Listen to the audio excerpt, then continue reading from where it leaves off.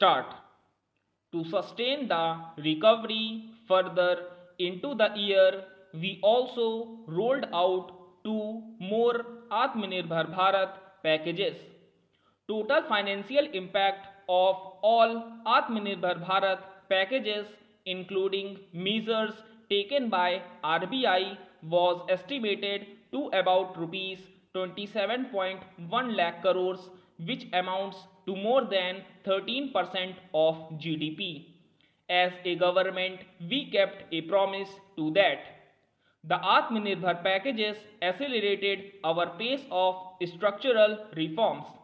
Redefinition of MSMEs, commercialization of the mineral sector, agriculture and labor reforms, privatization of public sector undertakings, one nation, one ration card, and production linked incentive schemes are some of the notable reforms carried out during this period.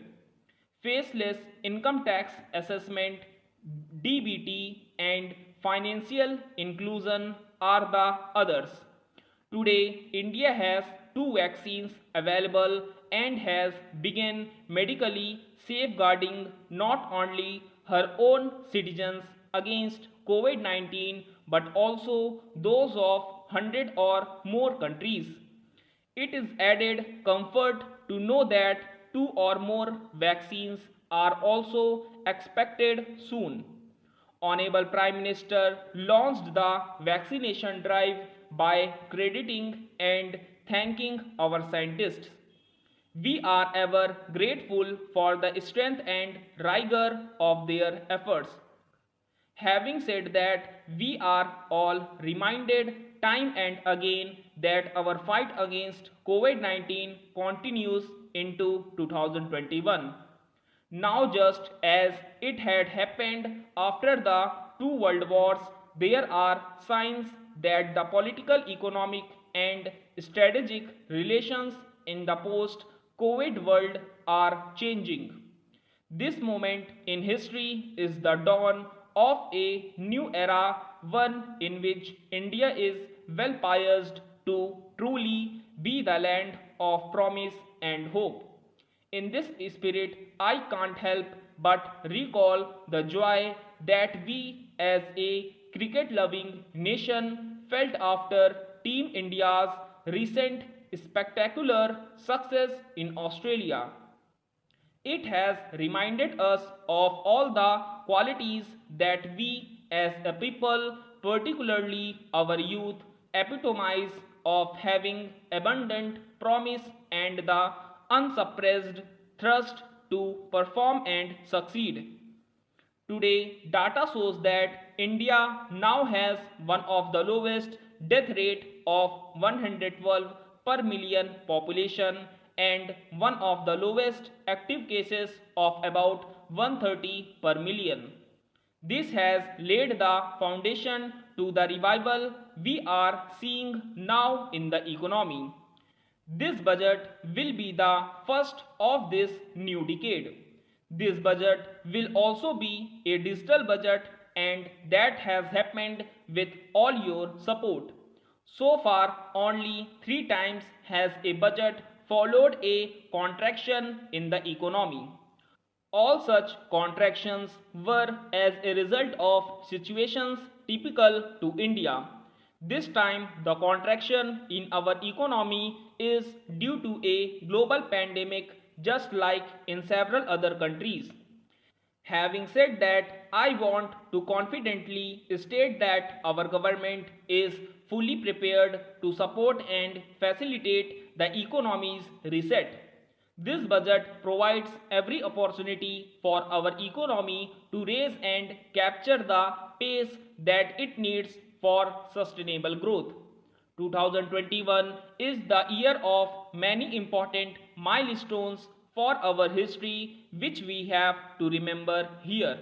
Honorable Speaker, before I commence Part A of the budget, I want to take a moment to acknowledge how isolating and distancing seemed like insurmountable challenges for a country like ours that has people coming together in times of crisis. It hurt us in many ways. I bow my head in respect to every citizen for the endurance shown in facing what was an undeniable, a tough year for all our physical and mental well being. I wish to lay a vision for Atmanirbhar Bharat. Atmanirbharta is not a new idea. Ancient India was largely self reliant and equally a business epicenter of the world. Atmanirbhar Bharat is an expression of 130 crores Indians who have full confidence in their capabilities and skills. We are already part of international groupings such as the G20 and BRICS. The coalition with disaster resilient infrastructure and the International Solar Alliance are realities today due to India's efforts. The proposals in will further strengthen the Sankalp of Nation First, doubling farmers' income, strong infrastructure, healthy India, good governance, opportunities for youth, education for all, women empowerment, and inclusive development, among others. Additionally, also on the path of fast implementation are the 13 promises we had made in the budget of 2015-16, which were to materialize during the Amrut Mahotsav of 2022 on the 75th year of our independence. They too resonate with this vision of Atmanirbharta. The budget proposals for 2021-2022 rest on six pillars. 1. Health and well-being. Even at the outset, I would like to say that the investment on health infrastructure in this budget has increased substantially. Progressively, as institutions absorb more, we shall commit more. Taking a holistic approach to health, we focus on strengthening three areas: preventive, curative, and well being. A new centrally sponsored scheme, PM Atmanirbhar Swasth Bharat Yojana, will be launched with an outlay of about rupees 64,000 crores over 6 years. This will develop capacities of primary, secondary, and tertiary care health systems, strengthen existing national institutions, and create new institutions to cater to detection and cure of new and emerging diseases. To strengthen national content delivery, outreach, and outcome, we will merge the supplementary nutrition program and the Posan Abhiyan and launch the mission Posan 2.0. We shall adopt an intensified strategy to improve nutritional outcomes across 112 aspirational districts as suggested by WHO.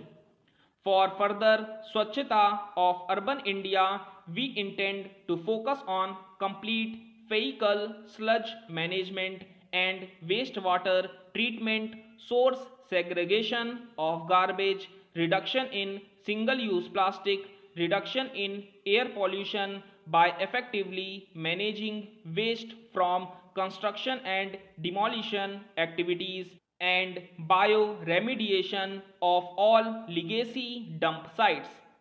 The Urban Swachh Bharat Mission 2.0 will be implemented with a total financial allocation of rupees 1,42,000 crores over a period of 5 years from 2021 to 2026. We are separately announcing a voluntary vehicle scrapping policy to phase out old and unfit vehicles stock.